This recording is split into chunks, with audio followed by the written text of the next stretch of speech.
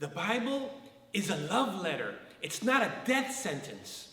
There's no booster for passion, the same way as there's no vaccine for mediocrity. Jesus didn't come to wear chains, he came to break them.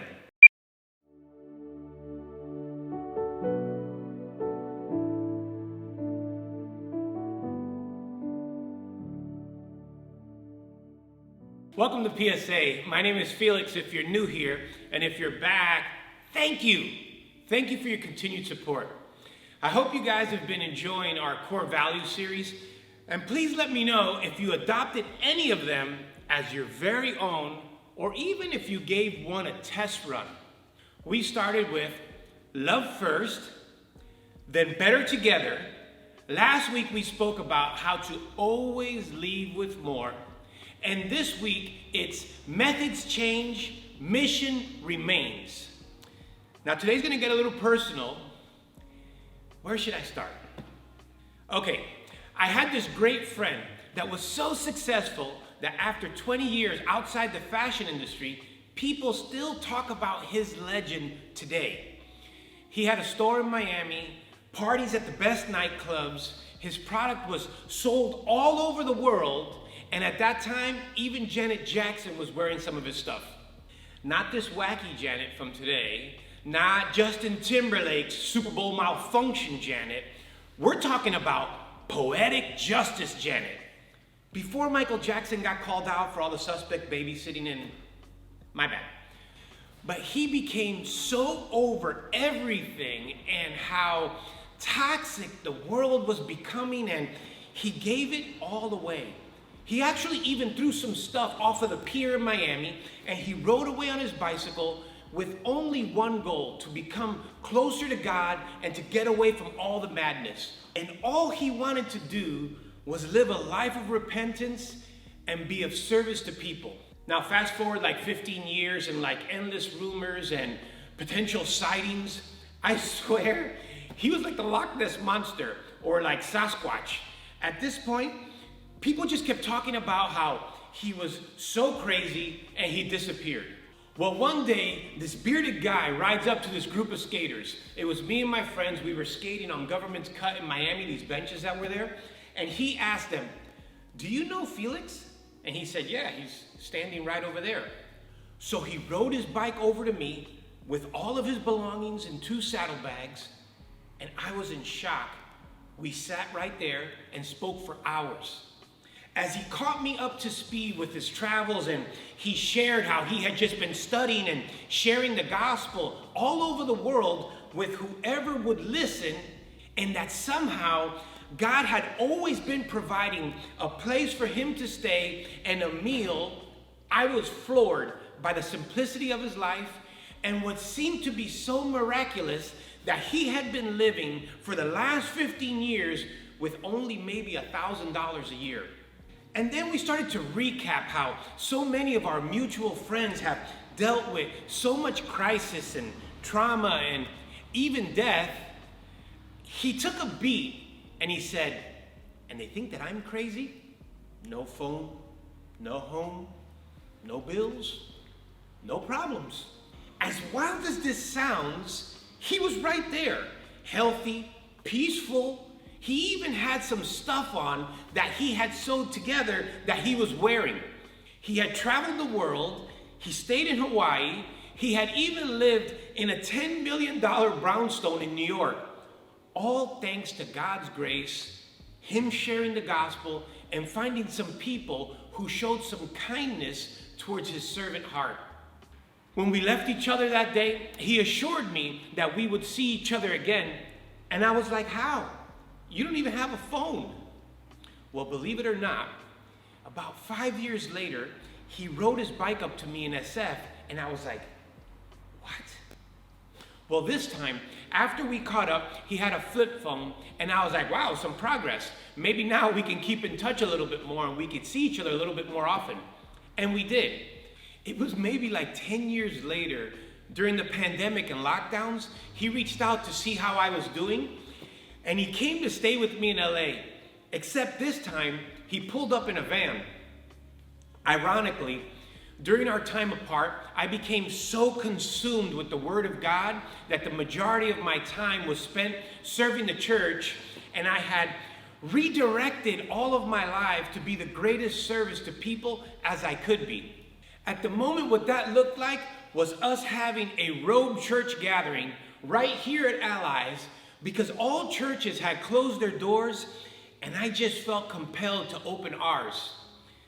My friend showed up, and he was so blown away by my transformation and how we had gathered over 150 people for Easter that he came back the very next week because we were taking 50 people to the beach for baptisms. He questioned some of our methods and many of the methods that the church was using, but we agreed that the methods may change, but that the mission remains. I used him as an example. From walking, to biking, to talking, to taking some flights, to now driving in a van, and I challenged him by saying, am I not to use social media, the internet, our space, modern analogies as an example of a way to progress the mission and to spread the good news and help uplift people? And that reminded me of this stark example that I want to share with you guys in the scriptures, where just before the Passover meal, Jesus gathered his disciples, and he chose a very unexpected method to illustrate to them what their mission would be. This example is in John 13. I'm going to start in verse 3. Jesus knew that the Father had put all things under his power, and that he had come from God, and that he was returning to God. So he got up from his meal, took off his outer clothing, and he wrapped the towel around his waist. After that, he poured water into a basin, and he began to wash his disciples' feet, drying them with the towel that was wrapped around him. He came to Simon Peter, who said to him, "Lord, are you going to wash my feet?" Jesus replied, "You do not realize now what I'm doing, but later you will understand." "No," said Peter, "you shall never wash my feet." And Jesus answered, "Unless I wash you, you will have no part in me." "Then, Lord," Simon Peter replied, "not just my feet, but wash my hands and my head as well." If you know anything about the scriptures, Peter kind of ODs a bit all the time. Jesus answered, "Those who have had a bath need only wash their feet. Their whole body is clean. And you are clean, though not every one of you." For he knew who was going to betray him, and that was why he said, "Not every one of you is clean." Yes, he even washed Judas's feet, who was about to turn him over. When he had finished washing their feet, he put on his clothes and he returned to his place. "Do you understand what I have done for you?" he asked. "You called me teacher and Lord, and rightly so, for that is what I am. Now that I, your Lord and teacher, have washed your feet, you also should wash one another's feet. I have set an example that you should do as I have done for you. Very truly, I tell you, no servant is greater than his master, nor is a messenger greater than the one who has sent him. Now that you know these things, you will be blessed if you do them." These same men who had just had their feet washed by God in the flesh were arguing moments before the meal as to what they had to do and who was the greatest in the kingdom. These men were so proud, and they were caught up in their own perception to see the meaning of what was taking place. Jesus was choosing the position of a servant, washing their feet and drying them with his own garments, because no servant was present, and culturally that's what needed to take place after these long walks when people gathered before a meal. And Jesus chose to step up regardless of who he was or his position. Everywhere we look nowadays, people are behaving just like these disciples did that night. They're too proud to serve someone else and really just too worried about themselves. We need a desperate lesson in humility. Too often, the church, which should be the prime example, is filled with a worldly spirit as opposed to a godly one. You see leaders wearing somebody's mortgage as an outfit on stage, and they want people to focus on God? Are you distracting people from seeing God and trying to redirect them to see you? There's social media accounts that are dedicated to pocket-watching preachers. Some of you have even left your labels on your clothes. I guess if the offering's a little slow that month, you can return them in. Jesus didn't come to wear chains, he came to break them. He came to be counterculture, not conform to culture. He came to serve, not to be served. Culture comes from the top down, so your community can only be as healthy as who's leading it. So how are you going to tell someone to do and where to go where you have not done and have not been? A car engine has many parts, and they each have a different method of use to them, but they serve one mission: to make the car run. We can look great on the outside, but if we're not keeping ourselves fit on the inside, we are not going to work right. It's okay if your methods look a little different than other people's, but all of our missions need to be the same: to honor God with our lives and our choices. You being a bad version of someone else will never be as effective as you being your true self. We do not accomplish God's mission with division, only with addition and multiplication. You are not your experiences, you are what you are yet to experience. Don't let appreciation move out because entitlement will move in. This Jesus we're talking about is the same guy who flipped tables and used dirt and spit, who spoke about fishing and farming and went from the right hand of God to washing people's feet. There's a greater symbolism here in the text. Our dirty walks of life are washed clean by Jesus when we follow him and when we honor God.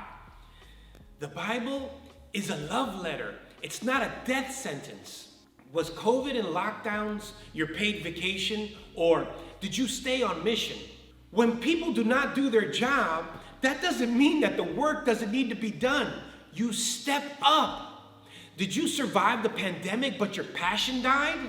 There's no booster for passion, the same way as there's no vaccine for mediocrity. When Jesus did not walk, he rode. When he was not riding, he sailed. When you thought he missed the boat, he walked on water. When you thought he was going to slaughter his enemies, he surrendered in God's name and is a sacrifice for you and me. The methods change, but the mission remains. In closing, I'll share more of a relational one. I'm a little embarrassed to share it, but anyway. When I wanted to settle down, I chose celibacy, and I started soul searching, which, long story short, led me to church. My mission was to find a woman of God I could settle down with. But I had never dated in a church context, nor in a God-honoring way. What was I to do? Well, the same guy who had once cheated on Valentine's Day now found himself taking 3 girls he was dating to pick each other up in the same car, and then I took them all to church and we sat together. Was it the smartest thing to do? I doubt it. Some of the leaders thought I was completely crazy. But my past methods had proved that I was messing up every one of my relationships for probably the last 40 years, and this time I was going to let God sort it out. And God did. I don't know where 2 of those other girls are anymore, but I have been doing my best to change the world with one of them for the last 10 years. And next month, we will have been married for 8 years, and we have a beautiful son who's going to be 4. And through it all, my friend Don's life, the scriptures, my wife's life, my child, my own life, all our experiences here, the lesson that I have learned that's most important is methods will always change, but the mission remains. I hope this message brought some value to you and maybe shifted a little bit of your perspective. Please share it with someone else who comes to mind. And until next week, let's love more, and I'll see you at the next PSA. Wow, you ever have that dream that you feel naked and you woke up in class and you're just like, huh? Kind of feel like I overshared a little bit today. Anyway, thank you guys so much. There's a library of videos here. Please check them out and share them with somebody. I can't wait to connect with you guys and see if these core values are really making a difference for you guys. They've changed my life and fit in every space, not just this one. Thanks, guys.